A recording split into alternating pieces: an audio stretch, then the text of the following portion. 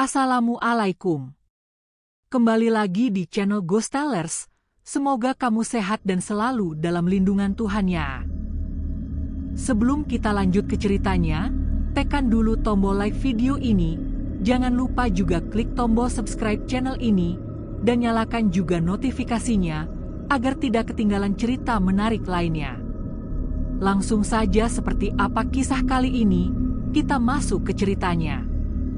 Aku terlempar ke sebuah ruang yang asing, seolah-olah seluruh realitas yang ku kenal selama ini telah dilipat dan diganti dengan kanvas yang baru, sebuah kanvas temaram yang tak pernah mengenal cahaya mentari di waktu siang ataupun bias lembut rembulan dan bintang di malam hari. Seluruh indraku terasa kabur, dunia ini selalu diselimuti oleh keadaan remang-remang yang konstan, tidak ada kejelasan yang tegas antara siang yang benderang dan malam yang pekat.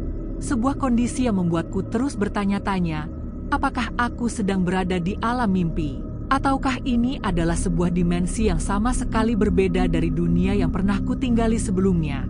Dunia di mana aku menempuh pendidikan filsafat dan dunia di mana aku meninggalkan segala rutinitas keseharianku. Tubuhku terasa ringan, namun pikiranku justru menjadi amat berat, dipenuhi oleh kebingungan dan kegamangan yang tak terperi. Aku adalah Awan, seorang yang terbiasa hidup dengan logika dan penalaran, namun kini aku dipaksa untuk menerima sebuah realitas yang benar-benar absurd, di mana teori-teori tentang dunia paralel yang pernah kupelajari di bangku kuliah seolah menjelma menjadi kenyataan yang mencekam. Aku berjalan tanpa arah, menyusuri jalanan yang berdebu tipis, di bawah langit yang selalu mendung tanpa pernah menumpahkan air. Tidak ada suara burung, tidak ada deru angin yang nyata, hanya keheningan yang membekukan. Setiap langkahku terasa ganjil, seolah aku berjalan di atas bayangan diriku sendiri. Rasa kesendirian ini menusuk hingga ke ulu hati, menjadikanku makhluk yang terisolasi, terbuang dari arus kehidupan normal. Aku mencoba untuk berpikir, merangkai setiap kepingan ingatan yang tersisa, namun semua sia-sia. Tidak ada alur yang jelas yang dapat menjelaskan bagaimana aku bisa terdampar di tempat yang penuh misteri ini. Aku ingat aku hanya berjalan di sebuah tempat, lalu tiba-tiba segalanya berubah.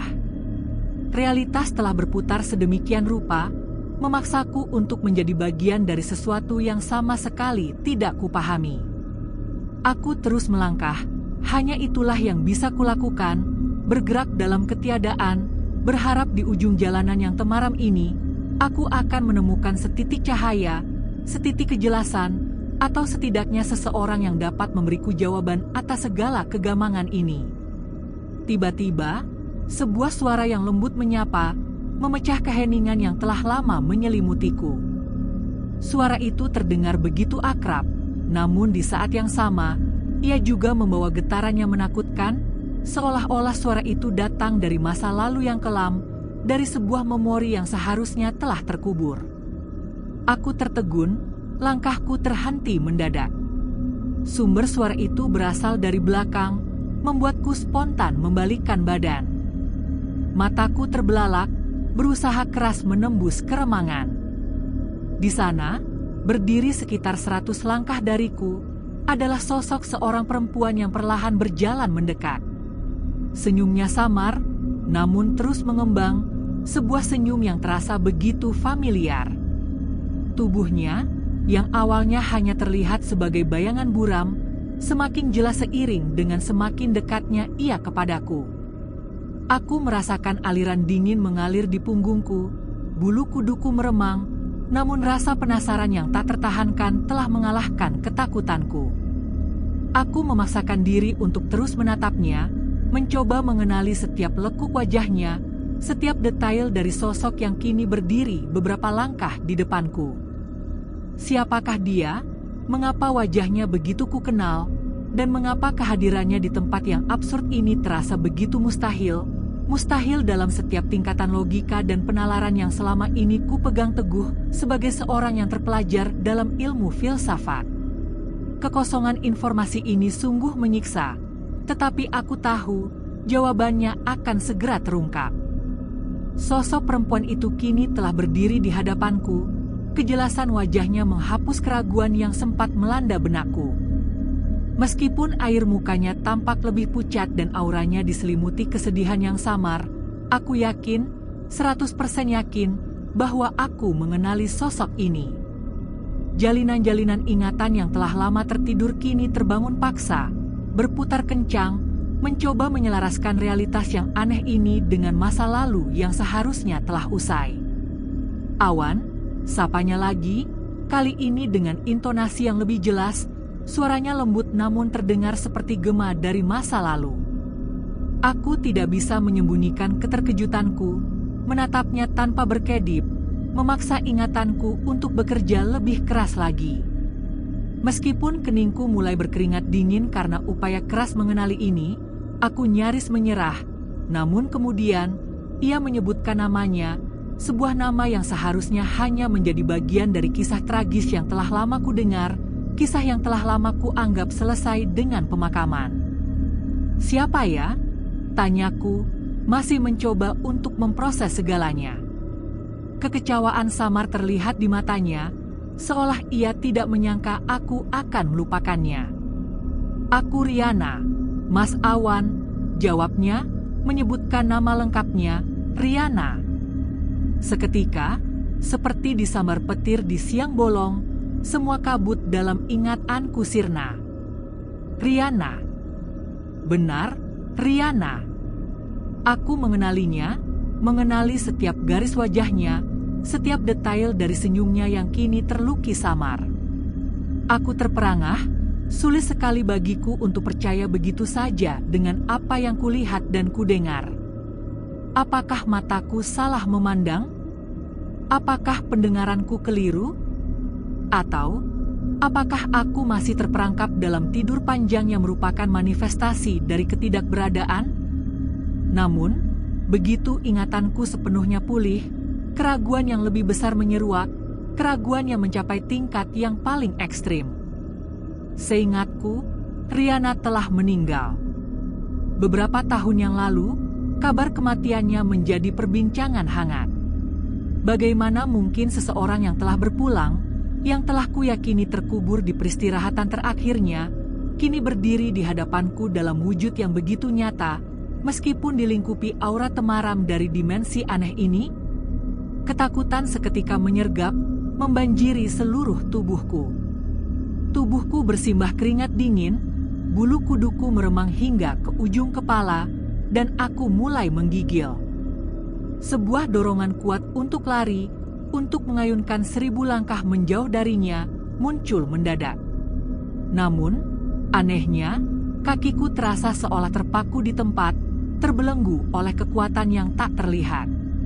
Aku tidak bisa bergerak, hanya bisa menatapnya dengan mata penuh ketakutan. Bukankah kamu sudah meninggal dunia? Pertanyaan itu akhirnya lolos dari mulutku, keluar dengan suara yang terbata-bata, nyaris tidak terdengar. Mendengar pertanyaanku, Riana tersentak. Mata kami bertemu dalam tatapan yang dingin dan tajam selama beberapa detik. Tatapan itu penuh dengan luka dan kesedihan yang terpendam, seolah pertanyaanku telah membangkitkan kembali memori pahit yang ia kubur dalam-dalam. Akhirnya, Riana perlahan menundukkan wajahnya, pandangannya luruh ke ujung kakinya. Aku hanya bisa menunggu dalam diam, jantungku berdebar tak keruan, diliputi harapan dan kecemasan yang bertumpang tindih. Namun, Riana tetap diam, tidak kunjung memberikan jawaban. Aku ragu, apakah ia tidak mendengarku? Tidak mungkin, ia pasti mendengarnya. Keheningan ini terasa mencekik, memaksaku untuk mengulang pertanyaan yang sama, kali ini dengan intonasi yang lebih tegas, lebih mendesak. Bukankah kamu sudah meninggal dunia, Riana? Tanyaku lagi, kali ini berhasil membuatnya terkejut dan mengangkat wajahnya. Matanya kembali menatapku, dan akhirnya, setelah keheningan yang terasa abadi, Riana pun buka suara, suaranya terdengar serak, namun mengandung kebenaran yang mengejutkan, sebuah kebenaran yang akan mengubah seluruh pandanganku tentang realitas dan kematian, Sebuah kebenaran yang terasa seperti bisikan dari balik tabir dimensi yang paling rahasia. Jasadku memang telah dikuburkan, Mas Awan, ujar Riana, suaranya kembali tenang, namun masih menyisakan nada sendu. Banyak sekali orang yang menyaksikan prosesi pemakamanku kala itu. Aku juga masih ingat, Mas Awan ikut memikul keranda yang mengusung jenazahku ke pemakaman. Apa yang ia katakan itu 100% benar. Aku memang ikut mengantarnya, bahkan, seperti yang ia sebutkan, aku turut memikul kerandanya ke tempat peristirahatan terakhirnya. Ingatan itu begitu jelas, sebuah peristiwa duka yang telah menjadi bagian dari sejarah pribadiku. Jika ia memang telah dikuburkan, lantas, siapa yang berdiri di hadapanku sekarang? Siapa yang dulu dimakamkan? Pertanyaan itu berputar kencang di benakku, memicu rasa pening yang luar biasa. Yang dimakamkan saat itu hanyalah batang pisang, jawab Riana, dengan nada yang begitu tegas dan tanpa keraguan sedikitpun. Jawaban itu, yang meluncur begitu saja dari bibirnya, terasa seperti pukulan keras di dadaku, membelah logika dan akal sehatku. Batang pisang? Benarkah yang dimakamkan oleh warga saat itu hanyalah sebatang pisang yang dibungkus kain kafan? Riana hanya mengangguk, membenarkan pertanyaanku, namun ekspresinya tetap datar. Seketika itu juga, aku teringat pada ucapan seorang temanku, Salamun. Ia juga ikut mengantarkan Riana ke pemakaman. Ketika pulang, ia sempat berbisik kepadaku, sebuah perkataan yang waktu itu kuanggap hanya sebagai bualan atau gurauan yang tidak serius. Salamun mengatakan bahwa ia melihat sesuatu yang aneh. Ia melihat bahwa yang dimandikan, dikafani, dan disalatkan pada saat itu adalah batang pohon pisang. Katanya, semua orang, termasuk aku, hanya bisa melihat batang pisang itu sebagai jasad Riana. Namun, ia, dengan kepekaan batinnya yang lebih tinggi, melihat realitas yang berbeda. Aku waktu itu hanya tertawa, menganggapnya lelucon yang kurang pantas di tengah suasana duka, dan Salamun hanya tersenyum simpul, sekarang terserah kamu saja, percaya atau tidak. Namun kini, perkataan Riana telah mengonfirmasi bisikan Salamun. Riana melanjutkan penjelasannya, yang dimakamkan itu sebenarnya bukan aku. Aku memang dikabarkan hilang setelah perahu yang kutumpangi bersama beberapa kawanku karam, tergulung ombak di pantai selatan. Tim SAR memang berhasil menemukan jasad, tetapi jasad itu bukan jasadku. Riana terdiam, matanya menerawang jauh, seolah kembali ke masa-masa traumatis itu. Aku ingin bertanya lebih jauh, menuntut penjelasan tentang mengapa dan bagaimana hal itu bisa terjadi, tetapi Riana mendahului. Ia seolah membaca isi hatiku. Ia mengatakan bahwa ia tidak ingin menceritakan hal-hal yang sensitif ini kepada sembarang orang. Ia menceritakan ini kepadaku hanya untuk mengurangi beban kegelisahan yang ia pikul sendiri, sebuah beban yang ia lihat dengan mata batinnya, sebuah beban dari fenomena yang ia saksikan sendiri. Aku tertegun, mendapati diriku menjadi satu-satunya orang yang ia percayai untuk berbagi rahasia yang begitu kelam ini. Mas Awan, sapa Riana tiba-tiba, lamunanku buyar. Ada apa? Kok seperti orang bingung? Masih tidak percaya dengan apa yang aku katakan, ya? Tanyanya lembut. Entahlah, Riana. Aku sendiri bingung dengan keadaanku sekarang. Jawabku jujur, mengakui bahwa aku tidak tahu bagaimana aku bisa berada di tempat ini, bertemu dengan orang yang selama ini kuyakini telah tiada. Pertanyaan itu, yang terasa begitu sederhana, tiba-tiba memicu kecurigaan baru yang mencekam. Jangan-jangan, aku ini sebenarnya juga sudah mati, sama seperti Riana? Kecurigaan itu membuatku kembali menggigil ketakutan. Riana, seolah mengetahui kegelisahanku, berkata, "Tenang saja, Mas Awan. biar nanti waktu yang menjawabnya. Sekarang Mas Awan ikut aku saja. Sekilas aku ragu, kemana ia akan membawaku? Namun, ia meyakinkanku dengan senyumnya, dan aku, dalam keadaan yang penuh kebingungan dan ketidakpastian ini, hanya bisa mengiyakan. Baiklah, Riana, aku ikut kamu. Senyumnya pun mengembang, dan ia mengajakku pergi dari tempat pertemuan kami. Kami berjalan beriringan, menyusuri trotoar di bawah suasana yang temaram. Di sisi kanan kami, terbentang jalan raya 2 jalur yang penuh dengan lalu lalang kendaraan. Deru mesin motor dan mobil, serta suara klakson yang sesekali menyalak, menambah kebisingan yang aneh di tengah keremangan. Kami melintasi pusat-pusat perbelanjaan, seperti mall, supermarket, dan hypermarket. Bangunan-bangunan gedung pencakar langit yang tinggi menjulang, seolah-olah kami sedang berada di tengah kota metropolitan yang sangat maju. Namun, anehnya, tidak ada satupun nama jalan, papan nama, atau rambu-rambu yang menempel. Keadaan ini semakin menambah tanda tanya besar di benakku. Di manakah sebenarnya aku berada? Di belahan dunia mana? Atau di dimensi apa?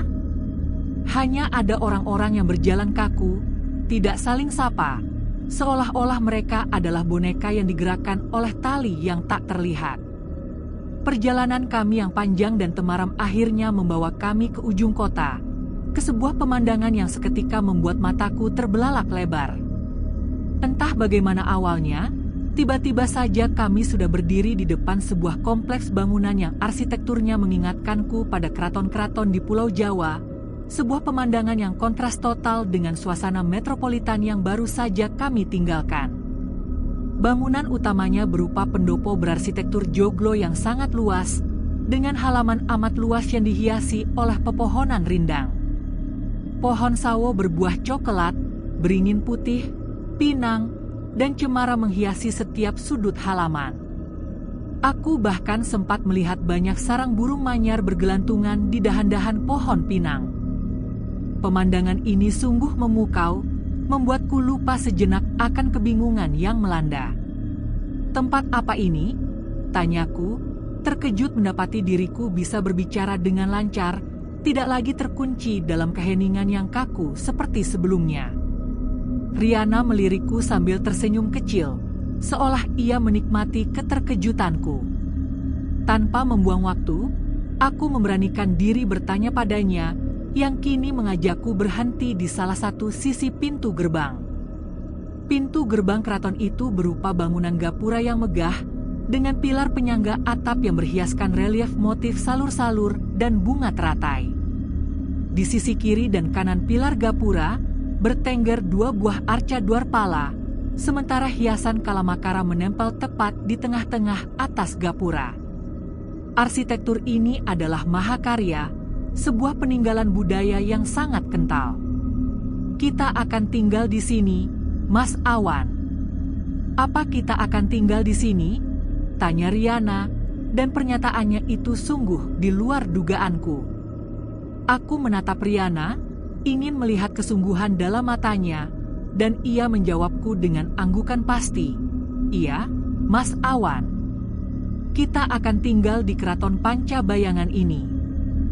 Nama itu, Keraton Pancabayangan, terasa asing, namun di saat yang sama, ia terasa begitu kuno, seperti nama dari sebuah tata pemerintahan zaman kerajaan yang telah lama hilang di telan waktu. Saat aku sedang memproses informasi baru ini, tiba-tiba 2 orang prajurit gagah perkasa muncul, seolah-olah mereka baru saja keluar dari balik dimensi. Pakaian prajurit mereka lengkap dengan tutup kepala khas dan senjata tajam yang terselip di pinggang. Wajah keduanya terlihat tegang, dan suasananya mendadak kembali kaku dan beku, sebuah suasana yang mengisyaratkan bahwa kedatanganku adalah sesuatu yang tidak biasa. Salah satu dari mereka, yang bertubuh lebih besar, tanpa hendak meringkusku. Riana segera menengahi.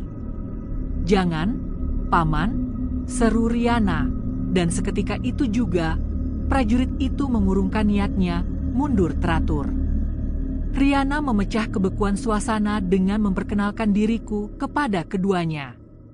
"Ini kawanku," katanya sambil menatapku. "Ayo, Mas Awan, kenalan dulu. Perkenalkan, Paman Singa dan Paman Naga. Saya kawannya, Awan." Aku menyambut uluran tangan mereka satu persatu dengan canggung. Kedua prajurit itu menyebutkan nama mereka dan kemudian senyum yang tadinya kaku perlahan muncul di wajah mereka secara bersamaan. "Selamat datang, Awan." "Selamat datang," sambut mereka. Aku membalas, "Terima kasih, Paman, terima kasih," sambil berusaha mengakrabkan diri. Lega rasanya, ketakutanku berangsur-angsur sirna, dan kedua prajurit itu mulai menunjukkan keramahan mereka, tidak lagi kaku seperti sebelumnya. "Baiklah, Paman Singa, Paman Naga, kami mau masuk ke dalam," kata Riana, mohon diri setelah berbasa-basi sebentar. Dengan bahasa isyarat, Riana memintaku mengikutinya. Kedua prajurit itu sempat menawarkan pengawalan, tetapi Riana menolaknya dengan halus. "Terima kasih, tidak usah, Paman Naga. Biar saya masuk sendiri dengan Mas Awan." Kedua prajurit itu pun mempersilakan kami masuk ke dalam. Aku hanya bisa pasrah dan percaya pada perkataan Riana.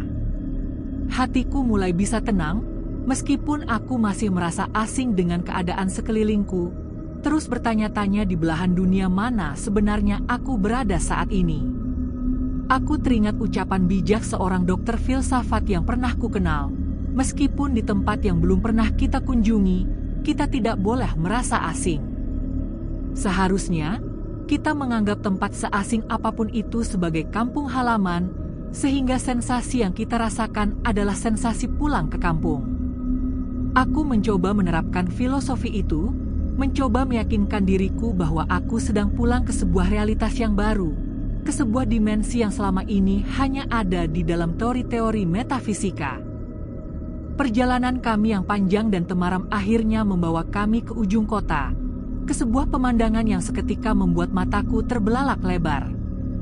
Entah bagaimana awalnya, tiba-tiba saja kami sudah berdiri di depan sebuah kompleks bangunan yang arsitekturnya mengingatkanku pada keraton-keraton di Pulau Jawa, sebuah pemandangan yang kontras total dengan suasana metropolitan yang baru saja kami tinggalkan. Bangunan utamanya berupa pendopo berarsitektur joglo yang sangat luas, dengan halaman amat luas yang dihiasi oleh pepohonan rindang. Pohon sawo berbuah coklat, beringin putih, pinang, dan cemara menghiasi setiap sudut halaman. Aku bahkan sempat melihat banyak sarang burung manyar bergelantungan di dahan-dahan pohon pinang. Pemandangan ini sungguh memukau, membuatku lupa sejenak akan kebingungan yang melanda. "Tempat apa ini?" tanyaku, terkejut mendapati diriku bisa berbicara dengan lancar, tidak lagi terkunci dalam keheningan yang kaku seperti sebelumnya. Riana melirikku sambil tersenyum kecil, seolah ia menikmati keterkejutanku. Tanpa membuang waktu, aku memberanikan diri bertanya padanya, yang kini mengajakku berhenti di salah satu sisi pintu gerbang. Pintu gerbang keraton itu berupa bangunan gapura yang megah, dengan pilar penyangga atap yang berhiaskan relief motif salur-salur dan bunga teratai. Di sisi kiri dan kanan pilar gapura, bertengger dua buah arca dwarpala, sementara hiasan kalamakara menempel tepat di tengah-tengah atas gapura. Arsitektur ini adalah mahakarya, sebuah peninggalan budaya yang sangat kental. "Kita akan tinggal di sini, Mas Awan." "Apa kita akan tinggal di sini?" tanya Riana, dan pernyataannya itu sungguh di luar dugaanku. Aku menatap Riana, ingin melihat kesungguhan dalam matanya, dan ia menjawabku dengan anggukan pasti, "Iya, Mas Awan. Kita akan tinggal di Keraton Pancabayangan ini." Nama itu, Keraton Pancabayangan, terasa asing, namun di saat yang sama, ia terasa begitu kuno, seperti nama dari sebuah tata pemerintahan zaman kerajaan yang telah lama hilang di telan waktu. Saat aku sedang memproses informasi baru ini, tiba-tiba 2 orang prajurit gagah perkasa muncul, seolah-olah mereka baru saja keluar dari balik dimensi. Pakaian prajurit mereka lengkap dengan tutup kepala khas dan senjata tajam yang terselip di pinggang. Wajah keduanya terlihat tegang, dan suasananya mendadak kembali kaku dan beku, sebuah suasana yang mengisyaratkan bahwa kedatanganku adalah sesuatu yang tidak biasa. Salah satu dari mereka, yang bertubuh lebih besar, tanpa hendak meringkusku. Riana segera menengahi. "Jangan, Paman," seru Riana, dan seketika itu juga, prajurit itu mengurungkan niatnya, mundur teratur. Riana memecah kebekuan suasana dengan memperkenalkan diriku kepada keduanya. "Ini kawanku," katanya sambil menatapku. "Ayo, Mas Awan, kenalan dulu." "Perkenalkan, Paman Singa dan Paman Naga. Saya kawannya, Awan." Aku menyambut uluran tangan mereka satu persatu dengan canggung. Kedua prajurit itu menyebutkan nama mereka dan kemudian senyum yang tadinya kaku perlahan muncul di wajah mereka secara bersamaan. "Selamat datang, Awan." "Selamat datang," sambut mereka. Aku membalas, "Terima kasih, Paman, terima kasih," sambil berusaha mengakrabkan diri. Lega rasanya, ketakutanku berangsur-angsur sirna, dan kedua prajurit itu mulai menunjukkan keramahan mereka, tidak lagi kaku seperti sebelumnya. "Baiklah, Paman Singa, Paman Naga, kami mau masuk ke dalam," kata Riana, mohon diri setelah berbasa-basi sebentar. Dengan bahasa isyarat, Riana memintaku mengikutinya. Kedua prajurit itu sempat menawarkan pengawalan, tetapi Riana menolaknya dengan halus. "Terima kasih, tidak usah, Paman Naga. Biar saya masuk sendiri dengan Mas Awan." Kedua prajurit itu pun mempersilakan kami masuk ke dalam. Aku hanya bisa pasrah dan percaya pada perkataan Riana. Hatiku mulai bisa tenang, meskipun aku masih merasa asing dengan keadaan sekelilingku, terus bertanya-tanya di belahan dunia mana sebenarnya aku berada saat ini. Aku teringat ucapan bijak seorang dokter filsafat yang pernah kukenal, meskipun di tempat yang belum pernah kita kunjungi, kita tidak boleh merasa asing. Seharusnya, kita menganggap tempat seasing apapun itu sebagai kampung halaman, sehingga sensasi yang kita rasakan adalah sensasi pulang ke kampung. Aku mencoba menerapkan filosofi itu, mencoba meyakinkan diriku bahwa aku sedang pulang ke sebuah realitas yang baru, ke sebuah dimensi yang selama ini hanya ada di dalam teori-teori metafisika. Teguran Adipati Wibawa kepada Kapten Jaga sungguh menyengat. Kapten Jaga tersentak mendengarnya, wajahnya mendadak pias, terlihat jelas ia tidak menyangka Adipati Wibawa akan membela diriku sedemikian rupa. Dalam hati, aku menertawakan Kapten Jaga, yang ingin mencari muka dengan menjadikanku target amarahnya, namun yang didapatkan justru teguran yang memalukan di depan semua prajurit keraton Pancabayangan. Suryo, yang kini adalah Adipati Wibawa, kemudian menoleh kepadaku. Untuk mengajak seseorang bertata krama, haruslah juga dengan tata krama, dan kau Awan, katanya tiba-tiba, menaikkan nada suaranya, keras, tegas, dan penuh wibawa, hingga aku nyaris terpental dari tempat dudukku. Ia melanjutkan ucapannya, tatapan matanya mengisyaratkan sebuah tuntutan yang tak terbantahkan. "Mulai saat ini, mau tidak mau, suka atau tidak suka, kamu harus memanggilku dengan sebutan Kanjeng Adipati Suryo," katanya. Aku hampir tidak percaya dengan yang diucapkannya. Suryo, temanku, kini menuntutku untuk memanggilnya dengan gelar kebesaran.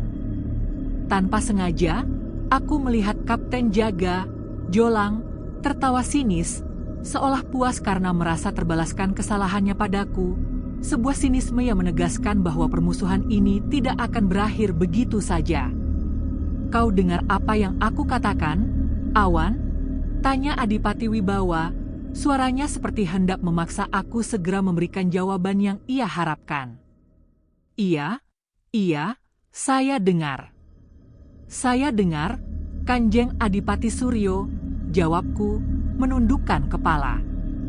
Suryo rupanya cukup puas dengan jawabanku. Senyumnya mendadak mengembang sambil mengangguk-angguk.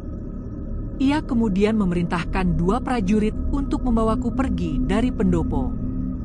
Kedua prajurit itu adalah prajurit Singa dan prajurit Naga, 2 prajurit yang pertama kali kutemui di gerbang Gapura. Aku berjalan meninggalkan pendopo dengan kawalan prajurit Singa dan Naga. Saat itulah tiba-tiba aku teringat lagi pada Riana. "Riana, di mana Riana?" tanyaku. Aku mencari-cari Riana, namun ia tidak terlihat dimanapun. Aku tidak tahu mengapa Riana menghilang, dan aku tidak berani bertanya kepada kedua prajurit itu. Kami berjalan menuju sebuah bangunan barak yang lokasinya terpisah dengan pendopo, namun masih dalam satu kompleks, hanya dipisahkan oleh sebuah halaman yang cukup luas. Barak itu ternyata merupakan asrama para prajurit. Sesampainya di barak, aku diserah terimakan kepada seorang lelaki yang kuperkirakan sebagai penanggung jawab tempat itu. Prajurit Singa dan Naga menyapa lelaki itu dengan sebutan Ki Jambrong yang kuganti menjadi sesepuh pagar. "Atas titah Kanjeng Adipati, aku serahkan Awan kepadamu. Tolong urus segala keperluannya," kata prajurit Singa. "Baik, Paman Singa dan Paman Naga, titah Kanjeng Adipati akan aku laksanakan sebaik-baiknya," jawab sesepuh pagar. Setelah serah terima, prajurit Singa dan Naga bergegas meninggalkanku. Aku tidak tahu apa yang harus kulakukan di tempat ini. Aku hanya bisa berdiri termangu, menunggu apa yang akan terjadi berikutnya, dengan perasaan penuh harap-harap cemas, sebuah perasaan yang terasa begitu akrab sejak aku terlempar ke dimensi absurd ini. "Awan," sapa sesepuh pagar padaku dengan tatapan yang tidak lagi canggung, seolah sudah cukup lama mengenalku. "Mulai saat ini, kamu tinggal bersama aku dan sejumlah prajurit lainnya di sini. Tempat ini namanya Kesatrian," katanya. Sejak terlempar dari alam nyata, dan kemudian terhempas ke sebuah dimensi ruang waktu yang sulit sekali untuk kupahami, duniaku kini lain, berbeda sama sekali dengan dunia mereka. Duniaku kini menjadikan setiap penghuninya menjadi tidak kasat mata, sebuah eksistensi yang aneh dan menyiksa. Ibuku tidak lagi bisa melihat sosokku setiap saat, begitu juga dengan kedua adikku, Citra dan Melati, serta yang lainnya. Aku hanya bisa melihat mereka, tetapi tidak bisa berinteraksi. Jangankan bertegur sapa, berteriak kencang pun seolah-olah mereka tidak akan mendengarku. Aku tidak tahu mengapa fenomena aneh ini harus terjadi pada diriku. Duniaku di keraton Pancabayangan ini benar-benar terisolasi dari tatanan alam semesta yang pernah kukenal. Aku tidak bisa lagi melihat bintang gemintang bertabur di angkasa. Aku juga tidak bisa melihat indahnya sekeping rembulan yang sedang purnama. Batasan waktu antara siang dan malam pun tidak pernah bisa kusebut, karena sepanjang waktu keadaannya selalu remang-remang dan berkabut, sebuah kondisi abadi yang terasa seperti senja yang tak pernah berakhir. Lubang pori-pori sekujur tubuhku pun mendadak terasa buntu, sebuah sensasi fisik yang aneh, seolah-olah aku terbungkus dalam lapisan non-fisik yang tak dapat ditembus. Perubahan keadaanku ini terjadi begitu tiba-tiba, nyaris tanpa ada proses yang mendahuluinya, membuatku terus bertanya-tanya, mungkinkah inilah yang dinamakan realitas dunia paralel? Aku teringat akan masa-masa ketika aku menempuh pendidikan di Fakultas Filsafat UGM di Yogyakarta. Sahabatku pernah berkata padaku kala itu, ada dunia lain yang tidak kasat mata di sekitar kita. Namun, tidak semua orang bisa melihatnya, kecuali hanya bisa merasakan fenomena keberadaannya, dan bahkan yang bisa merasakannya pun tidak semua orang, hanya orang-orang yang dikaruniai kemampuan adek indera. Menurut sahabatku itu, di dunia tidak kasat mata dalam konteks realitas dunia paralel ini, juga terdapat kehidupan sosial sebagaimana yang terjadi di dunia nyata. Aktivitasnya pun tidak jauh berbeda. Di sana juga ada kota, gedung-gedung megah, jalan raya, hilir mudik kendaraan lalu lalang, kesibukan warga setempat, bahkan stratifikasi sosial masyarakat, lengkap dengan pemerintahannya. Kini, bayangan wajah sahabatku itu berkelebat, bercampur dengan kerinduanku yang menggeliat. Aku rindu bertemu dengannya, juga dengan ibuku dan kedua adik perempuanku, Citra dan Melati. Aku mendapati diriku sendirian dalam barak kesatrian. Prajurit-prajurit yang tinggal sebara denganku sudah tidur semua, bahkan mereka terlihat pula sekali. Akulah satu-satunya yang masih terjaga, terperangkap dalam kesendirian dan kegelisahan tingkat dewa, membuat aku seperti seekor cacing di gurun pasir yang dibakar terik matahari. Ingin rasanya aku berdamai dengan diri sendiri, ingin rasanya aku menerima keadaan seperti ini apa adanya, secara tulus dan ikhlas, tetapi semua itu terasa sia-sia. Lama-lama, aku pun dibuat jengah karena tak juga bisa tidur lelap, sekalipun sudah kupaksa-paksa. Akhirnya, aku pun bangkit dari posisi tidur terlentang, dan segera mengambil sikap meditasi dengan duduk bersila sedemikian rupa. Mula-mula, kumatupkan mataku pelan-pelan, lalu mengambil napas dalam untuk kemudian kutahan selama beberapa waktu di rongga dada, sebelum akhirnya napas yang tertahan itu kulepas pelan-pelan. Mengambil napas, menahan, dan melepaskannya, begitu seterusnya. Fokusku kini hanya pada keluar masuknya napas di rongga hidung. Semakin berhikmat dalam merasakan keluar masuknya napas itu, semakin terlepas pula kemelekatanku pada keinginan-keinginan duniawi. Pikiranku tiba-tiba menjadi kosong sama sekali, hatiku serasa tenang, tenteram, dan damai, saraf-sarafku menjadi kendor, terlepas dari simpul-simpul ketegangan. Aku mencoba menelusuri keheningan, tetapi tiba-tiba bayangan wajah orang-orang yang kucintai, seperti wajah ibuku, menyeruak. Aku tersentak. Dan saat itulah, tiba-tiba muncul sebuah kekuatan yang amat dahsyat, hingga aku terlempar dari atmosfer keheningan. Aku mendapati diriku tahu-tahu sudah berada di halaman rumahku sendiri, benar-benar di halaman rumahku, tempat di mana ibuku serta kedua adikku tinggal. Aku kaget setengah mati dengan fenomena ini. Sekonyong-konyong, aku sudah tidak lagi berada di barak kesatrian Keraton Pancabayangan dan kini aku sedang berdiri di halaman rumahku. Aku kembali ke dunia nyata. Aku memandang sekeliling. Pohon mangga yang rindang, aroma tanah basah, dan suasana malam yang familiar, semuanya terasa begitu otentik, begitu nyata, dan begitu dirindukan. Aku mendapati diriku kembali merasakan sensasi di dunia nyata, sebuah sensasi yang selama ini telah hilang. Keberadaanku di sini terasa begitu nyata, seolah aku tidak pernah meninggalkan rumah ini sama sekali. Saat hendak kuayunkan langkahku masuk ke dalam rumah, tiba-tiba pandangan mataku tertumbuk pada sepasang kunang-kunang yang terbang dengan cahayanya yang berpendar-pendar. Aku tidak ingin memedulikannya, kecuali membiarkan ayunan kakiku melangkah ke rumah. Aku sudah berdiri di teras. Pintu rumah terbuka lebar, lampu penerangan rumah tampak terang benderang. Aku bisa melihat banyak sekali orang di dalam rumah. Mereka terdiri dari lelaki paruh baya, hampir semuanya ku kenal. Mereka adalah tetanggaku sendiri. Sungguh sebuah pemandangan yang mengejutkan, sebuah reuni yang tak terduga. Di dalam rumah, aku melihat sejumlah tetangga lelaki duduk bersila dengan formasi melingkar dan beralaskan tikar.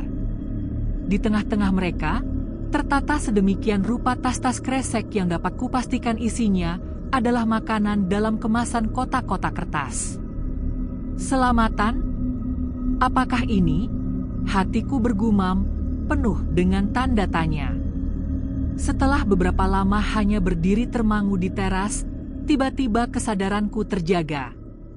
Secara spontan, aku pun mengucapkan salam.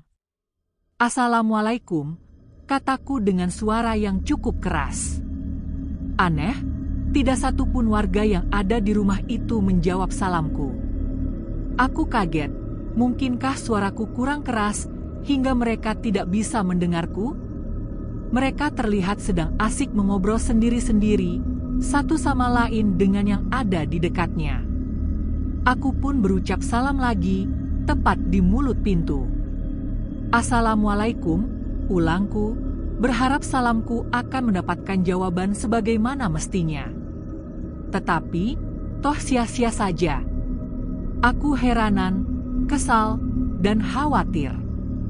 Bagaimana mungkin mereka tiba-tiba buta dan tuli semua? Mereka tetap mengobrol dengan asiknya, kadang diselingi pecahnya tawa, kadang diselingi gurauan di tengah-tengah obrolan. Aku semakin heran dan bingung dengan keadaanku sendiri. Mereka benar-benar tidak bisa merasakan kehadiranku, mereka benar-benar tidak bisa mendengarku. Keberadaanku seolah-olah hanya seperti udara yang tidak bergerak dan tidak bersuara. Kini, apa yang harus kulakukan agar terjadi reaksi atas keberadaanku ini? Aku mencoba berpikir keras, sebelum akhirnya muncul ide untuk menepuk mereka satu persatu. Ternyata sama saja. Saat mereka kutepuk satu persatu, sama sekali tidak ada reaksi. Aku putus asa. Karena putus asa, secara serta-merta, aku menampar muka mereka satu persatu dengan penuh tenaga. Tapi percuma saja. Mereka tiba-tiba mati rasa semua. Oh Tuhan, aku ini sebenarnya makhluk apa? Aku bingung, sebelum akhirnya menangis pilu di salah satu sudut ruang tamu yang dijadikan tempat selamatan itu. Tidak seorang pun peduli dengan ratapanku, seolah tangisanku juga hanya berupa hembusan udara yang tak berarti. Sesaat kemudian, aku melihat Paman Karsa mendekati Kiai Agung. Kiai Agung adalah tetua di kampung yang biasanya dimintai tolong untuk memimpin upacara seperti tahlilan atau yasinan. "Pak Kiai Agung, aku kabari undangan sudah hadir semua," kata Paman Karsa kepada Kiai Agung. Semua undangan mendadak diam, tidak lagi ada yang berbicara. Mereka menanti apa yang akan dikatakan Paman Karsa kepada Kiai Agung. "Saya mohon Pak Kiai pimpin tahlil ini untuk keponakan saya, Awan," kata Paman Karsa. "Awan yang mana, Om?" "Awan yang mana?" kataku terpekik, bak petir menyambar di siang bolong. Aku terkejut bukan main. Ternyata, aku ini sudah dianggap mati. Bahkan, malam ini merupakan hari ke-7 kematianku. Teganya mereka menganggapku sudah mati, batinku nelangsa. Hatiku terasa hancur berkeping-keping. Aku tidak boleh diam.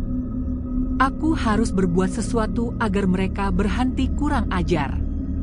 Seketika, aku pun memprotesnya dengan suara sangat keras, disertai luapan amarah yang membara.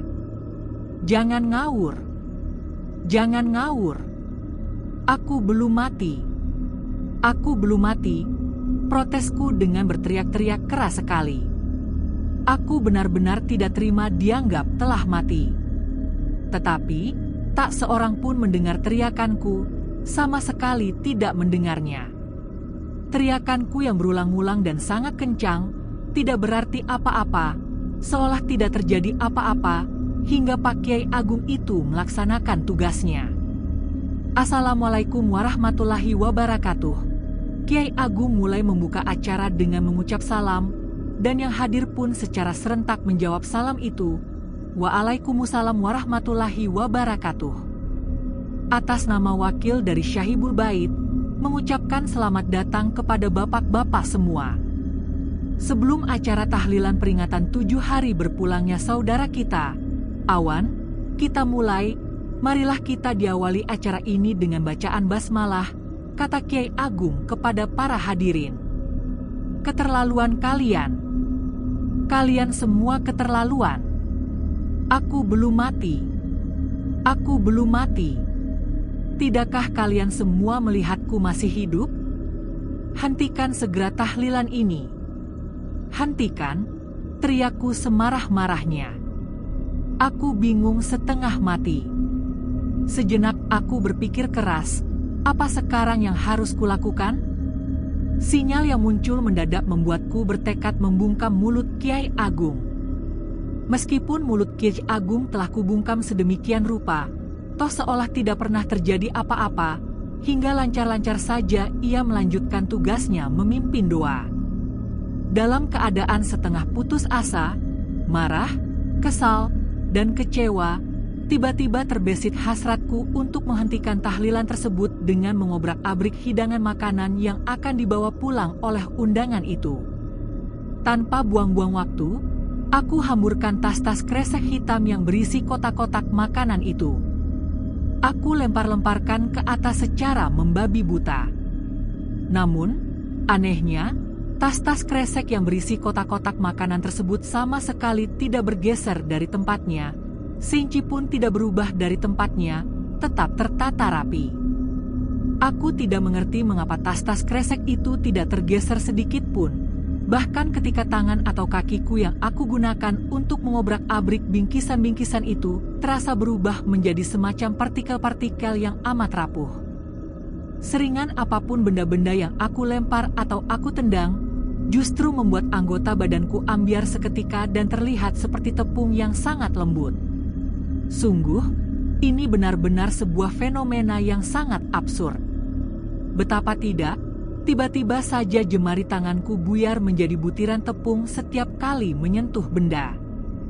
Hal ini membuatku frustrasi, marah, dan kesal. Sementara di tengah perasaanku yang campur aduk itu, acara tahlilan tetap berjalan lancar tanpa ada gangguan sedikitpun. Aku kini menyadari, keberadaanku nyaris seperti udara yang tidak bergerak. Keberadaanku tidak mampu menimbulkan reaksi apa-apa, sekalipun teriakan-teriakan amarahku yang keras dan kencang. Aku sangat mendambakan bisa jadi angin, sehingga meskipun tidak terlihat, setidaknya bisa dirasakan hembusannya.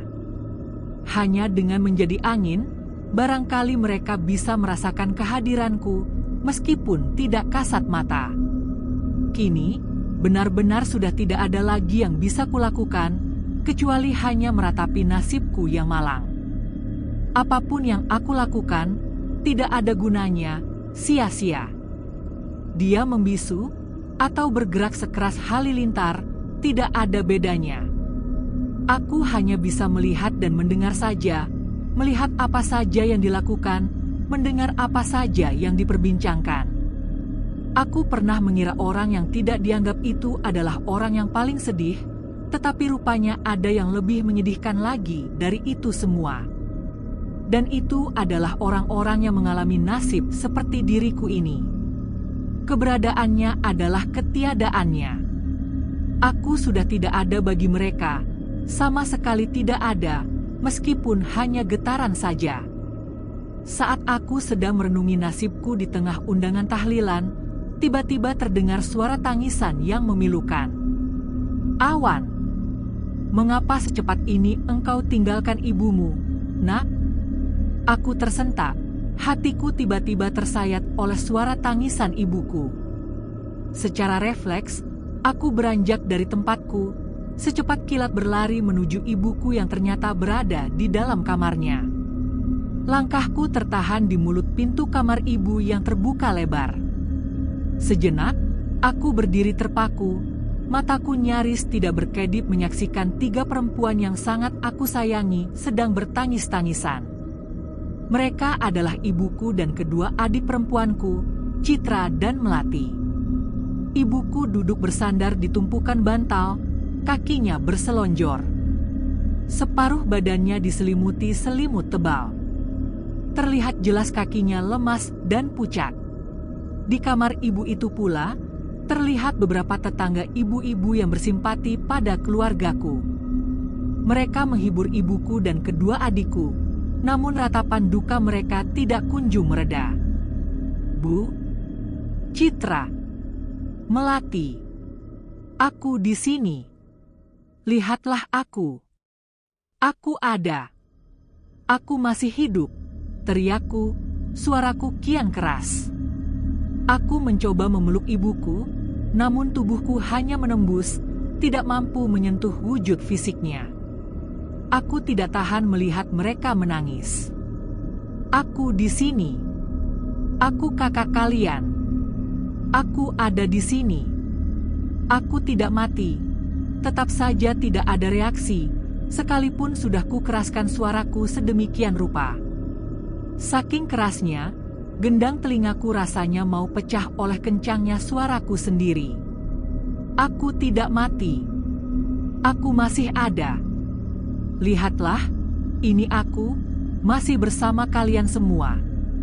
Aku terus berteriak, terus memohon, terus meratap, tetapi semua sia-sia. Aku tidak mampu menimbulkan getaran sedikit pun pada mereka. Aku bisa merasakan kehilangan mereka atas diriku. Sedu dan tangisan ibuku tidak kunjung padam. Namaku terus disebut-sebutnya, ratapan kedukaannya mendalam dan sangat memilukan. Begitu juga dengan kedua adikku.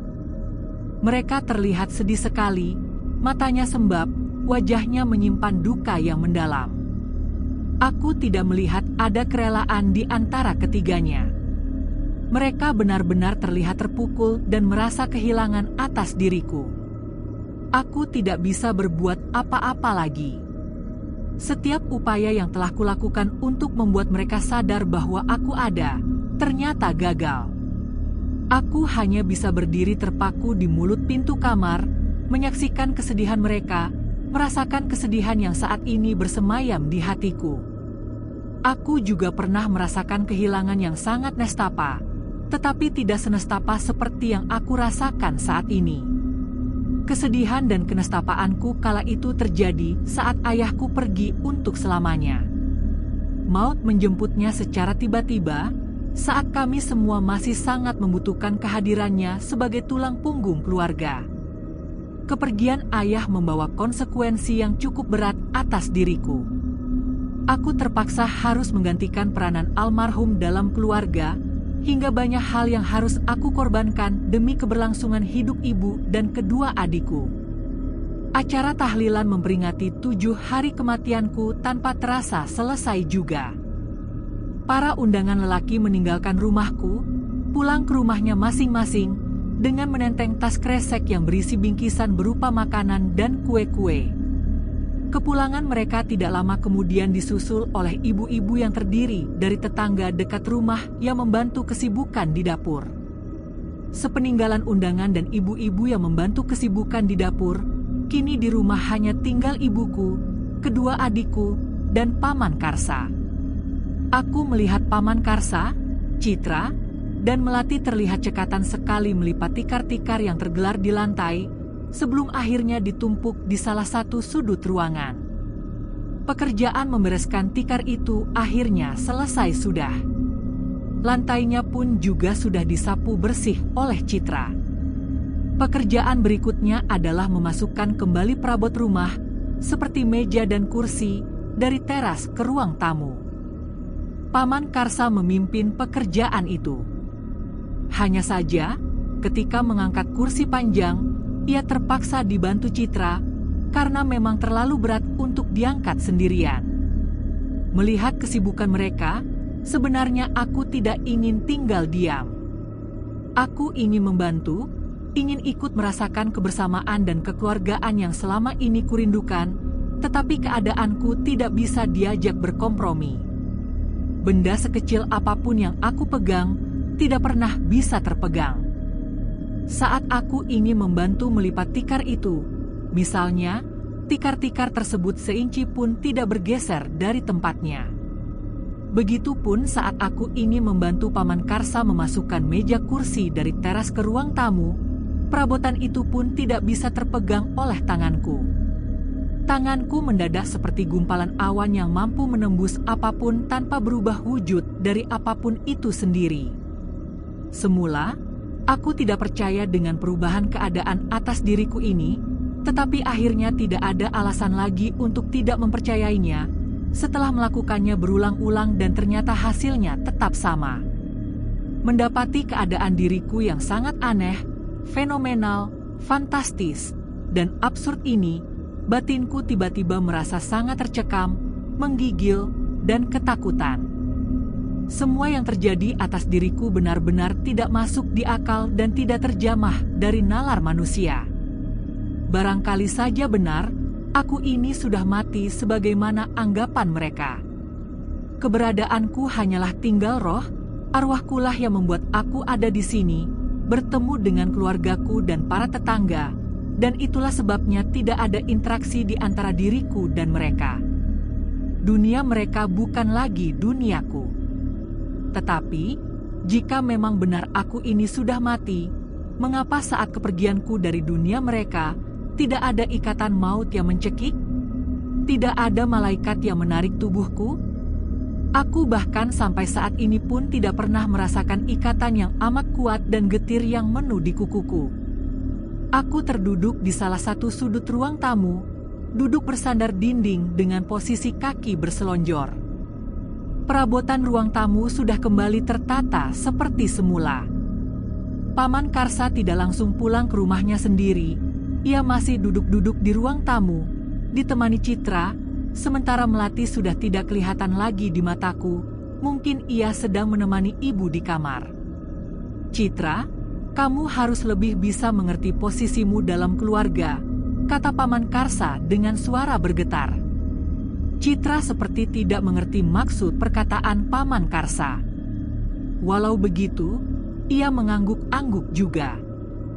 Paman Karsa melanjutkan ucapannya. Iya, ketika Awan masih bersama kalian, Awanlah yang menjadi tulang punggung keluarga sejak ayah kalian meninggal. Awanlah yang menggantikan peran almarhum. Sungguh, Om bangga dan salut dengan dia. Demi masa depan adik-adiknya, Awan rela korbankan kuliahnya dan kemudian bekerja untuk membiayai segala keperluan keluarga serta pendidikan kalian.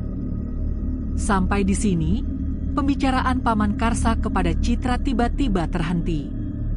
Suasana mendadak terasa hening. Aku sempat menduga, jangan-jangan Paman Karsa akan meminta Citra untuk mencari pekerjaan dan berhenti berkuliah. Membayangkan itu semua, hatiku mendadak terasa sangat sedih dan tidak tega. Apakah ini berarti aku harus berhenti kuliah dan mencari pekerjaan? Om, celetuk Citra, memecah keheningan.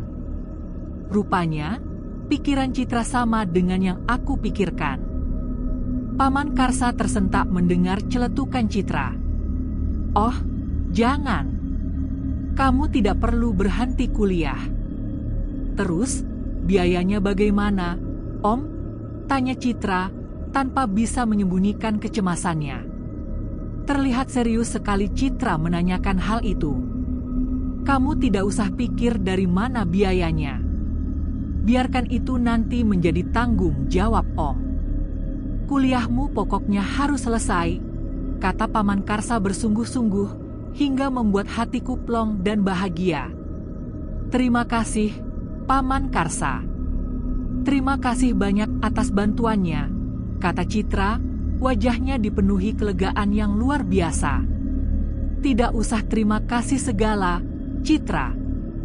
Bagi Om Karsa, keponakan adalah juga anak, jadi kamu ini juga anak Om. Begitu juga dengan Melati, kata Paman Karsa, suaranya mengandung ketulusan yang luar biasa. Aku terharu mendengarnya. Paman Karsa memang sangat baik orangnya. Hasrat berbaginya itu luar biasa dan tulus. Aku bangga mempunyai paman seperti Paman Karsa ini. Dulu, ketika ayahku meninggal dunia, sebenarnya Paman Karsa tidak setuju dengan keputusanku berhenti kuliah. Ia ingin sekali aku terus kuliah sampai sarjana, Tetapi keinginanku untuk membantu ibu dan adik-adik tidak bisa diubah oleh siapapun. Betapa waktu itu Paman Karsa sangat kecewa. Mengapa ia seolah-olah aku ini tidak diberi kesempatan untuk berbuat sesuatu kebaikan pun, terutamanya kepada keluargaku. Paman Karsa tidak hanya memiliki keluasan rezeki dan niaga, tetapi lebih dari itu, ia memiliki kelapangan hati dan keikhlasan. Sungguh, kini aku merasa menyesal sekali telah membuat kecewa orang sebaik Paman Karsa. Aku tidak memberikan kesempatan itu. Aku kira aku ini egois. Paman Karsa adalah adik kandung ayahku, dan ia tidak memungkiri jadi seperti sekarang ini berkat jasa baik almarhum. Keinginanku untuk meminta maaf kepada Paman Karsa mendadak meluap. Karenanya, aku menghambur ke arah Paman Karsa dan memeluknya rapat-rapat. Maafkan aku, Paman Karsa. Maafkan aku tidak memberikan kesempatan itu, kataku, meratap pilu di pelukan Paman Karsa. Namun, Paman Karsa tidak bereaksi sedikit pun. Ia tidak merasakan pelukanku, juga tidak mendengarku mohon maaf. Diriku yang fenomenal ini, saat aku memeluk rapat-rapat tubuh Paman Karsa, tubuhku terasa hampa, sebuah bentuk atau wujud yang tidak berisi. Diriku seolah hanyalah sebuah perwujudan yang tersusun dari materi yang tidak memiliki berat jenis. Mungkin karena itu pula, keberadaanku yang tidak kasat mata ini pun tidak mampu menimbulkan sensasi rasa. Begini, Citra, Om cuma ingin menasihatimu saja. Sekaligus mengingatkanmu, Citra, kamu harus lebih bisa merasakan suasana kebatinan ibumu atas kepergian Awan. Intinya, kamu harus bisa lebih pengertian terhadap ibumu dan terhadap adikmu, Melati. Kamu sekarang harus lebih bisa ngomong, mengasuh, kata Paman Karsa. Iya, Om. Saya akan berusaha untuk bisa seperti yang Om harapkan itu, jawab Citra. Karena merasa sia-sia atas apa yang aku lakukan, terhambat oleh keadaanku yang tidak bisa bereaksi apa-apa, aku pun melepaskan dekapanku kepada Paman Karsa. Setelah aku merasa mentok atas semua yang telah aku perbuat, akhirnya aku pun berusaha untuk berdamai sendiri. Aku berusaha dan terus berusaha.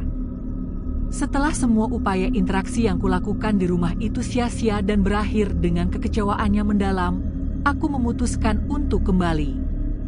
Aku kembali memejamkan mataku, dan kembali memfokuskan diriku pada proses meditasi yang membawaku keluar dari barak kesatrian. Aku berusaha menenangkan diri, dan sejenak kurasakan sebuah kedamaian yang tidak bisa aku lukiskan dengan kata-kata. Berbarengan dengan memuncaknya perasaan damai dan keheningan, mendadak terasa sebuah kekuatan dahsyat yang tidak diketahui asalnya. Hanya dengan sekali sentakan, ia melantingkan diriku hingga terasa terbang melayang-layang. Tubuhku terasa tidak memiliki bobot sama sekali, sangat ringan. Hanya kepasrahan total yang bisa aku lakukan, tidak lagi ada ketakutan, hanya penerimaan. Setelah melayang-layang untuk waktu yang cukup lama, aku membuka mataku. Ternyata, tidak terjadi apa-apa atas diriku. Aku terkejut bukan main ketika mendapati diriku saat ini tidak kemana-mana. Aku hanya duduk di atas amben, bersila sebagaimana lazimnya sikap meditasi. Sungguh sebuah kejadian yang mengejutkan. Yang kukira aku telah pulang ke rumah dan bertemu dengan ibu, kedua adikku, Paman Karsa, serta sejumlah tetangga yang menghadiri acara tahlilan 7 hari kepergianku. Ternyata semua itu hanyalah sebuah perjalanan astral belaka. Ya, hanya astral traveling belaka. Nenek moyang kita dulu menyebutnya rogoh sukma. Fenomena ini bisa terjadi karena tubuh kita secara metafisika terdiri dari tubuh fisik dan tubuh astral. Di antara tubuh fisik dan tubuh astral itu, terentang sebuah tali astral. Yang barusan bertemu dengan anggota keluarga tadi hanyalah tubuh astralku belaka, sedang tubuh fisikku tidak pernah kemana-mana, kecuali hanya berdiam di barak kesatrian keraton Pancabayangan. Saat astral traveling terjadi, kesadaranku mengikuti tubuh astralku. Kesadarankulah yang secara otomatis akan mememori setiap kejadian selama keluarnya tubuh astralku dari tubuh fisikku. Aku baru mengerti mengapa tadi orang-orang itu yang aku temui sama sekali tidak bisa merasakan sentuhanku. Soalnya, ketika aku memeluk ibuku, adik-adikku, ataupun pamanku, itu bukan fisikku yang melakukannya, tetapi tubuh astralku. Kini, tubuh astralku sudah kembali menyatu ke tubuh fisikku, dan tali astral yang mengikat tubuh astralku hingga ke tubuh fisikku sudah kembali normal. Aku tersadar bahwa keadaanku kini memang berada di dunia paralel. Aku tidak lagi berada di dunia nyata sehari-hari. Kenyataan bahwa keberadaanku adalah ketiadaanku bagi warga dunia nyata semakin menguat. Dan sengenyar apapun aku berusaha menunjukkan diri di hadapan mereka, maka hanya akan sia-sia belaka. Saat aku sedang merenungi diri, tiba-tiba terdengar denting-denting bening petikan senar-senar kecapi. Irama suara petikan itu berasal dari kolam yang terletak di kompleks keputren Keraton Pancabayangan, tidak jauh dari barak kesatrian. Dari tempatku berada, terlihat olehku seorang perempuan berambut sebahu yang dibiarkan tergerai. Perempuan itulah yang bermain kecapi di tepi kolam yang penuh bunga teratai. Irama musiknya sangat sahdu di telingaku. Aku menikmatinya dan hanyut dalam buayan gemerincing bening irama itu. Perhatianku mendadak tergetar saat perempuan itu celingukan, terus memainkan kecapi, seolah ia merasa ada yang mengawasi. Dan ternyata, perempuan itu adalah Riana. Aku pun ingin mendekatinya, berjalan mengendap-endap ke arahnya. Aku tidak ingin permainan kecapinya itu terganggu. Karenanya, aku melangkah sedemikian rupa agar tidak sampai menimbulkan suara sedikit pun. Riana masih asik memetik senar-senar kecapinya ketika aku sudah dekat sekali dengannya. Aku berdiri sekitar 1 meter di belakangnya. Saking asiknya bermain kecapi, Riana nyaris tidak menyadari kehadiranku. Irama instrumentalia mengalun lembut dan sahdu. Kepiawaian Riana memetik senar-senar kecapi benar-benar membuatku kagum. Lagu yang dimainkan terasa begitu menyentuh. Ketika akhirnya permainan tersebut selesai dengan sempurna, sekonyong-konyong aku pun memberikan aplaus dengan tepuk tangan. Gila, permainan kecapimu benar-benar luar biasa. Aku sampai merinding mendengarnya, kataku, mencoba menarik perhatiannya. Oh, Mas Awan, sergah Riana, tanpa bisa menyembunyikan keterkejutannya. Maaf kalau aku telah membuatmu terganggu, kataku. Oh, tidak, Mas. Tidak, Mas Awan, jawab Riana. Aku terkejut bukan main ketika mata Riana terlihat berkaca-kaca. Meskipun begitu, ia masih memaksakan senyumnya terkembang.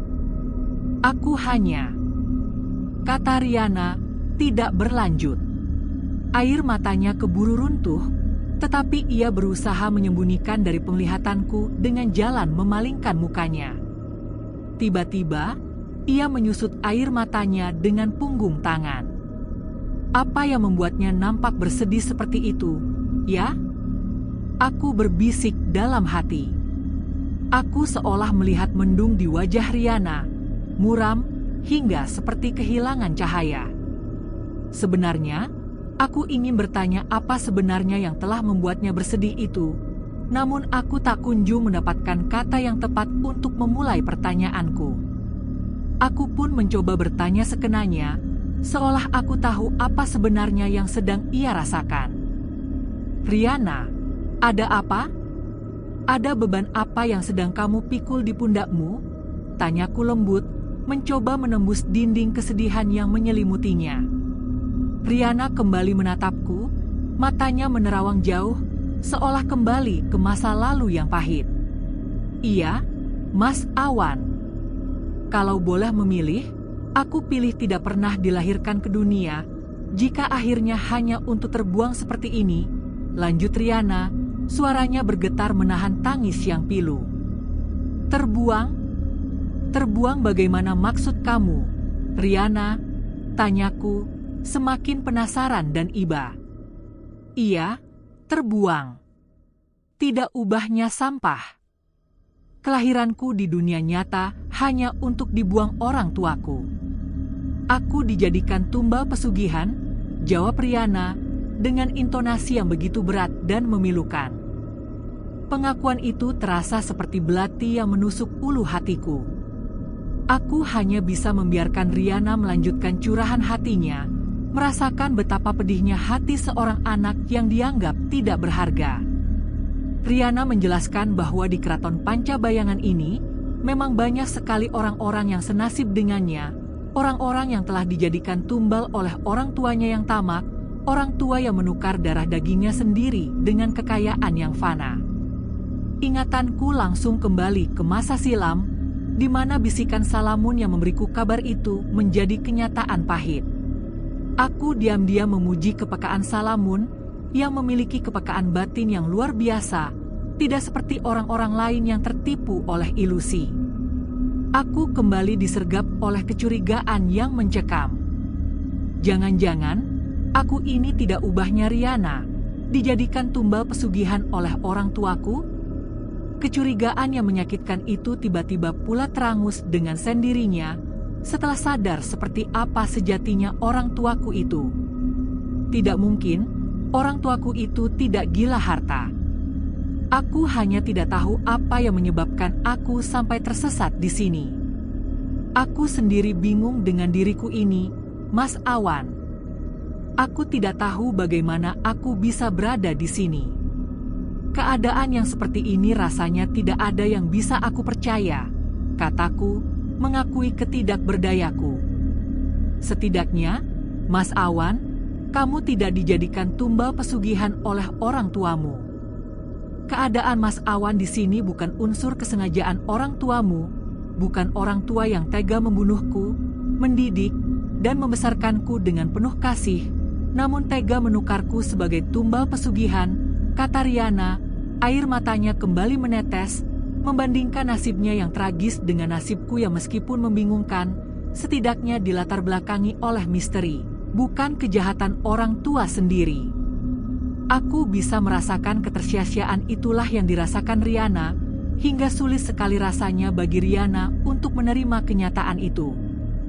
Kasihan Riana. Rasa ibaku terhadap nasib Riana itu mendadak menggeliat. Jika hal itu terjadi pada diriku, aku kira aku juga akan seperti Riana. Barangkali, aku juga tidak bisa dengan mudah berdamai dengan diri sendiri. Terlalu pedih hal itu. Aku hanya ingin berkata, apakah dengan terus meratapi hal pahit apapun yang sudah terlanjur terjadi pada kita, tidak sama artinya dengan membiarkan penderitaan itu berlanjut? Riana tersentak, sedikit terkejut. Ia seperti mendapatkan cahaya pencerahan dari ucapanku sendiri. Seketika itu, aku membalasnya dengan merengkuhnya erat-erat. Aku membiarkan Riana menenggelamkan wajahnya di bidang dadaku. Dadaku pun terasa hangat oleh air mata yang tumpah sejadi-jadinya itu. Dadaku mendadak seperti samudra. Iya, samudra yang jadi muara segala hal yang hanyut oleh aliran sungai-sungai. Meskipun sungai-sungai itu ada kalanya membawa sampah, ada kalanya juga membawa limbah, laut tidak lantas keruh dan semurka apapun, tidak akan pernah mencampuri manusia daratannya mengalirkan segala hal yang kotor ke dalam dirinya. Aku merangkul Riana, dan tubuhku kembali bisa bersentuhan dengan Riana, tidak lagi terasa hampa. Aku menghirup aroma wangi dari rambutnya yang hinggap di kepalaku. Aku pun mendadak seperti merasakan getaran yang sebelumnya tidak pernah kurasakan sejak peristiwa aku terlempar dari dunia nyata. Aku hampir sering berdua-duaan dengan Riana. Hampir semua punggawa keraton Pancabayangan mengetahui kedekatan kami. Banyak di antara mereka yang mengira kami sedang menjalin kisah kasih.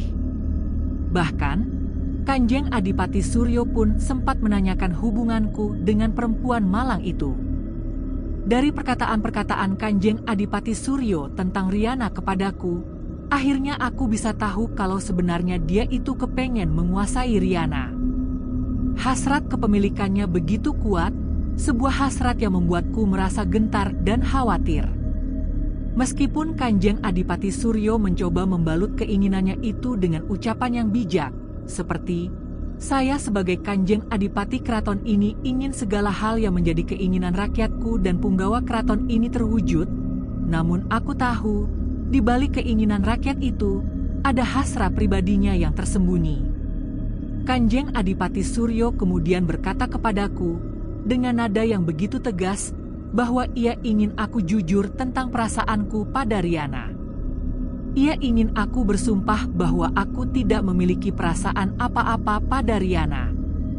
Ia bertanya, bagaimana mungkin aku bisa melakukannya jika karena kejujuranku, aku terancam kehilangan Riana?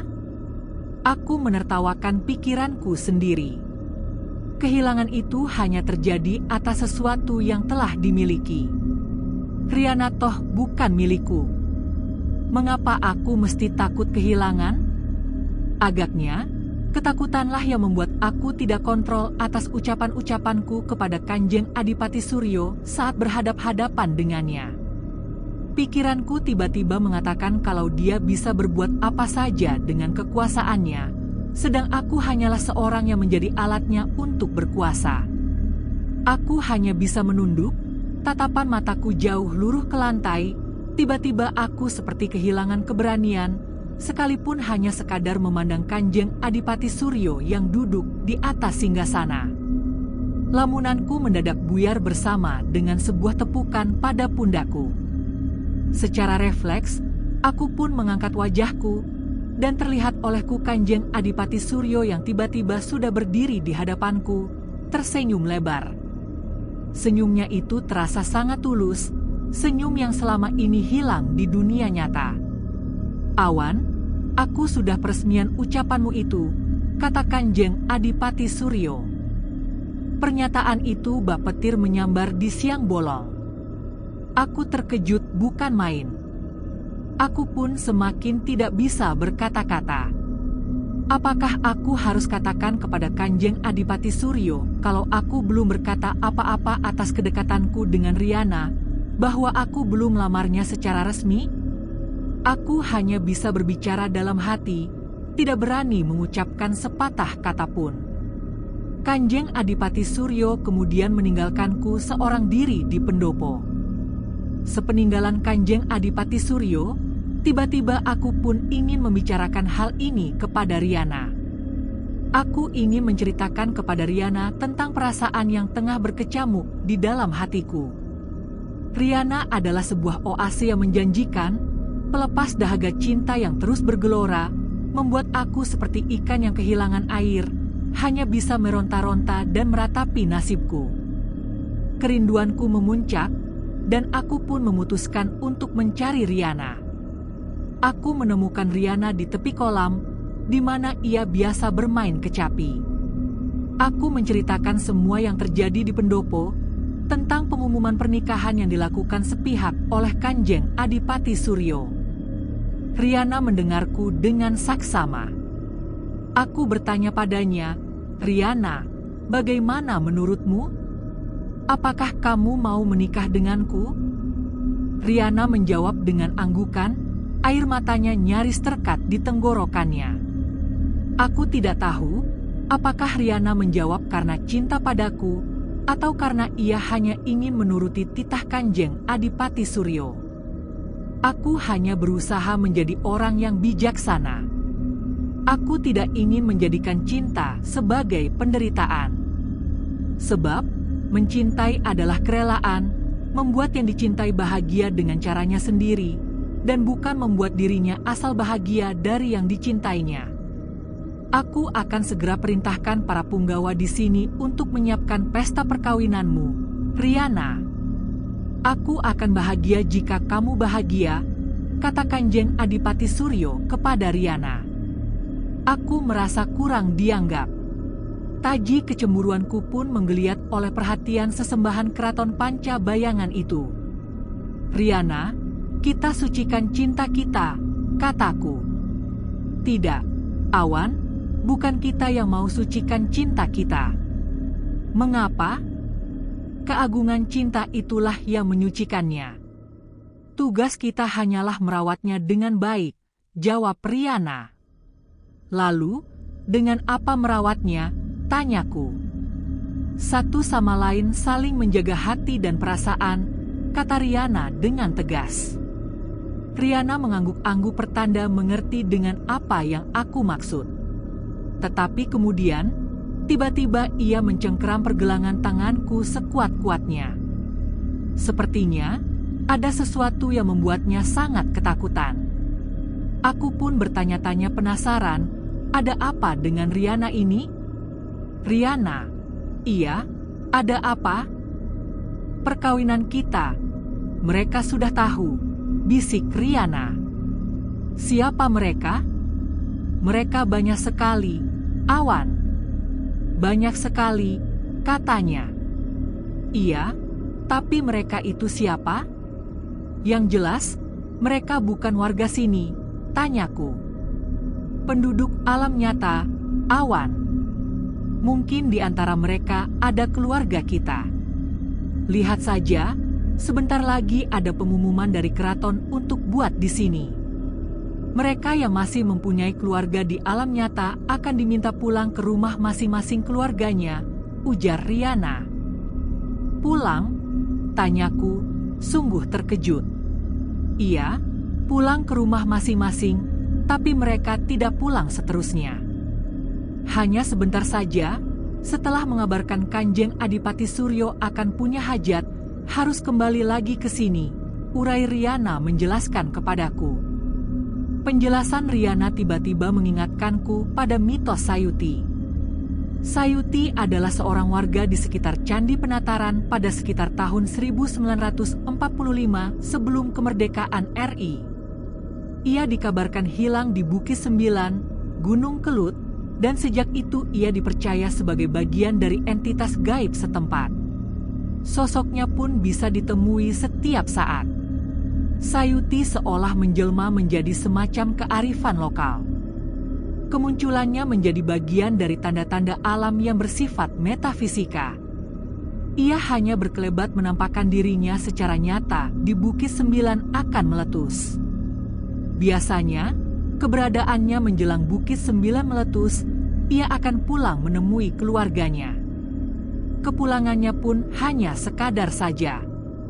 Setelah sehari dua hari berada di rumah, ia pun akan kembali lagi ke habitatnya sebagai bagian dari entitas gaib bukit itu. Orang-orang kemudian lebih percaya dengan kepulangan Sayuti ke keluarganya sebagai tanda-tanda alam Bukit Sembilan akan meletus daripada prediksi para pakar vulkanologi yang bersifat ilmiah itu. Meskipun berbagai parameter vulkanologi secara ilmiah menunjukkan tanda-tanda Bukit Sembilan akan meletus, namun jika belum ada kabar tentang kepulangan Sayuti, masyarakat tidak akan buru-buru mengungsi, sekalipun tinggal di daerah langganan bencana. Kepulangan Sayuti kepada keluarganya itu semata-mata hanya untuk mengabarkan kalau sebentar lagi akan ada hajat besar, dan keluarganya diminta untuk berhati-hati. Kabar tersebut oleh keluarga Sayuti akan diteruskan kepada para tetangganya, sebelum akhirnya keluar dari mulut ke mulut masyarakat. Masyarakat paham bahwa yang dimaksud hajat besar itu urusan Bukit Sembilan akan meletus. Nah, tanpa diminta ataupun diobrak-abrik untuk mengungsi, masyarakat sudah paham dan akan menyingkir dengan sendirinya setelah mendapatkan tanda-tanda alam demikian. Namun, Riana menjelaskan, bukan hanya Sayuti saja yang mengalami kehidupan sebagai entitas gaib Bukit Sembilan setelah dikabarkan hilang atau kalap, sebab memang banyak sekali orang-orang yang bernasib sama dengan Sayuti. Setelah dinyatakan hilang atau kalap, kemudian menjadi bagian dari entitas gaib Bukit Sembilan. Di Keraton Panca Bayangan ini, ada ritual yang serupa dengan mitos Sayuti. Para punggawa dan warga yang memiliki keluarga di dunia nyata akan diizinkan pulang untuk mengabarkan hajat besar yang akan diadakan oleh Kanjeng Adipati Suryo. Lalu, apa hajat besar yang dimaksud, Riana? Tanyaku. Aku rasa, pernikahan kita berdua adalah hajat besar yang dimaksud. Kehidupan kita di dunia paralel ini akan berganti, menjadi lebih kokoh, menjadi satu ikatan yang tak akan terpisahkan oleh waktu. Pernikahan ini adalah titik balik, Mas Awan, sebuah peresmian bahwa kita sepenuhnya telah menjadi bagian dari dimensi ini selamanya. Aku terdiam, memikirkan implikasi dari perkataan Riana. Ini berarti, saat aku melakukan rogo sukma dan melihat tahlilan 7 hari kematianku, itu adalah awal dari proses transformasiku. Dan kini, pernikahan kami akan menjadi penutup, sebuah pengumuman kepada dunia nyata, melalui ritual kepulangan, bahwa Awan sudah sepenuhnya pergi, dan telah menemukan rumahnya yang baru, rumahnya yang kekal di Keraton Pancabayangan. Perasaan damai melingkupiku. Aku telah memutuskan. Aku akan menerima Riana sepenuhnya, tidak hanya sebagai kekasih, tetapi sebagai rekan seperjalanan abadi di dimensi ini. Aku tidak lagi takut kehilangan dirinya oleh hasrat Adipati Wibawa. Aku memilih untuk percaya pada ketulusan cinta Riana dan kekuatan cinta yang mengikat kami. Keinginan Adipati Suryo untuk menguasai Riana tidak lagi relevan, karena cinta sejati tidak bisa dikuasai oleh siapapun, bahkan oleh penguasa dimensi paralel sekalipun. Aku yakin Riana mencintaiku, dan aku akan merawat cinta ini, saling menjaga hati dan perasaan, seperti yang ia ajarkan. Aku akan menjalani takdir ini, menjadi suami Riana, dan menjadi bagian dari Keraton Pancabayangan selamanya. Pernikahan antara Awan dan Riana akhirnya diselenggarakan di Keraton Pancabayangan, sebuah upacara yang megah, disaksikan oleh seluruh punggawa dan warga Keraton Pancabayangan. Acara itu dipimpin langsung oleh Kanjeng Adipati Suryo, yang bertindak sebagai wali dan pemimpin tertinggi. Pernikahan ini bukan hanya sebuah ikatan suci, tetapi juga sebuah hajat besar yang mengukuhkan posisi Awan sebagai warga penuh, dan menegaskan ikatan antara dua jiwa yang sama-sama tersesat, namun menemukan rumah dalam diri satu sama lain. Ritual-ritual pernikahan yang dilakukan terasa sakral, kuno, dan penuh makna, menggabungkan tradisi Jawa kuno dengan nuansa spiritual dimensi paralel. Awan dan Riana berdiri bersama, wajah mereka berseri-seri, melupakan semua kesedihan dan trauma masa lalu. Setelah upacara, Riana menyentuh tanganku, matanya memancarkan ketenangan. Kanjeng Adipati telah memberi izin bagi sebagian warga untuk melakukan ritual pulang. Mereka akan membawa kabar tentang hajat besar ini, bisiknya. Aku tahu, ini adalah puncak dari cerita kami. Ritual pulang ini adalah pengumuman resmi kepada dunia nyata bahwa Awan telah sepenuhnya menjadi entitas Bukit Sembilan. Aku tidak lagi merasa sedih atau takut. Aku sudah melihat sendiri tahlilan 7 hari kematianku. Keberadaanku di dunia nyata memang sudah berakhir, dan di dimensi ini, babak baru telah dimulai. Aku memeluk Riana, dan dia membalas pelukanku erat-erat. Terima kasih, Riana. Kau adalah keagungan cinta yang menyucikan segala penderitaan ini. Kau adalah tempatku pulang, bisikku. Aku menerima takdir ini. Aku menerima kenyataan bahwa aku tidak akan pernah lagi bisa memeluk ibuku atau menepuk bahu Paman Karsa, dan tidak akan pernah melihat Citra dan Melati menyelesaikan kuliah mereka di dunia nyata. Namun, di dimensi ini, aku memiliki Riana, dan kami memiliki sebuah rumah yang abadi. Aku mengamati warga keraton yang bersiap untuk ritual pulang. Mereka berjalan dengan tenang, wajah mereka diselimuti oleh aura misterius. Mereka akan kembali ke dunia nyata, bertemu keluarga mereka sejenak, menyampaikan pesan tentang hajat besar, dan kemudian kembali lagi ke keraton Pancabayangan. Aku tahu, sebagian keluarga di dunia nyata akan menganggap pertemuan itu sebagai mimpi, sebagai pertanda buruk, erupsi Bukit 9, atau sebagai manifestasi dari arwah yang belum tenang. Namun, di antara mereka, akan ada yang mengerti, seperti keluarga Sayuti, bahwa itu adalah sebuah pesan yang harus diindahkan. Aku menyadari, keberadaanku di Keraton Pancabayangan sebagai bagian dari entitas Bukit 9 ini bukanlah sebuah kecelakaan, melainkan sebuah takdir yang dirancang untuk mengujiku. Ujian yang membawaku dari kekosongan filosofis ke pemenuhan spiritual. Aku, Awan, seorang mahasiswa filsafat yang mencari jawaban tentang eksistensi, kini telah menemukannya di sebuah dimensi paralel, di samping Riana, seorang wanita yang mengajarkanku bahwa cinta kasih dapat memutus rantai karma dan mengalahkan kejahatan dunia nyata. Kanjeng Adipati Suryo mendekati kami, wajahnya tulus. Selamat, Awan, Riana. Kalian adalah bukti bahwa cinta sejati dapat bersemi bahkan di dimensi ketiadaan ini.